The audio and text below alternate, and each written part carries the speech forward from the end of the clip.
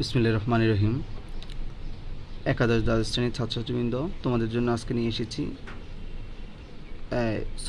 ICT বিষয়ের HTML এর এই প্রশ্নটা নিয়ে আমাদের বেশিরভাগ ছাত্রছাত্রীরা অনেক দ্বিধাদ্বন্দ্বে ভোগে।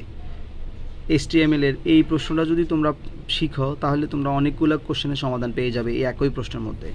কি লেখা আছে? Quick brown fox jumps over the lazy dog and then it fall free to a lion. এই প্রশ্নটার মধ্যে আমাদের অনেকগুলো ট্যাগের প্রয়োজন হয়। এখানে এই লেখাটা কুইক লেখাটা মোটা আছে, এটার জন্য বোল্ড ট্যাগ প্রয়োজন। ব্রাউন লেখাটা ইতালিকে আছে, এটার জন্য আই ট্যাগ প্রয়োজন। ফক্স লেখার নিচে আন্ডারলাইন আছে, এখানে আন্ডারলাইন ট্যাগ প্রয়োজন। জাম্পস ওভার, এটার উপরে কাটা দাগ আছে, এটার জন্য স্ট্রাইক বা ডেল ট্যাগ প্রয়োজন।